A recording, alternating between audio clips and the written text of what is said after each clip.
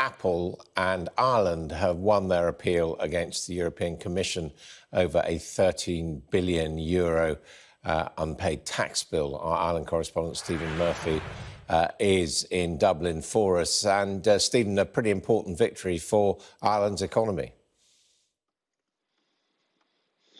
Well, that's a matter of debate, Adam. I mean, it's certainly a victory for the Irish government, which has always denied that it had made any favourable tax arrangements that would favour Apple. But certainly, on the surface of it, it would seem pretty bizarre that any country would try to fight against receiving a tax windfall of €13.1 billion. It's actually over €14 billion when you include the interest payments. But all of this dates back to a European Commission decision in 2016 that Ireland had favoured Apple over other companies doing business in Ireland with a certain set of complicated tax arrangements, which effectively allowed Apple to underpay its tax obligations by, as I said, more than €13 billion, around £11.8 billion.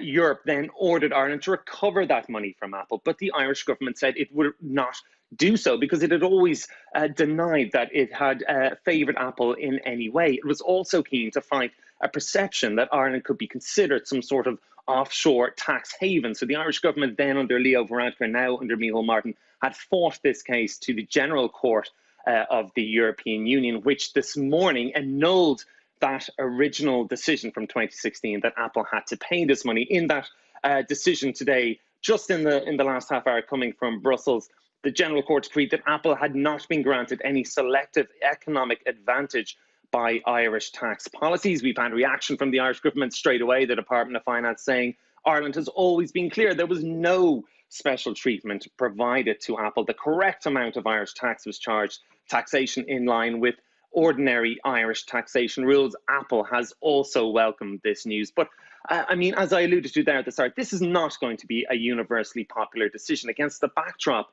of an economy that has been completely battered by the coronavirus pandemic. Here we have the government of the day turning down a cash windfall from the world's largest company of €14 billion, which could have been spent on health or housing or one of the other pressing issues.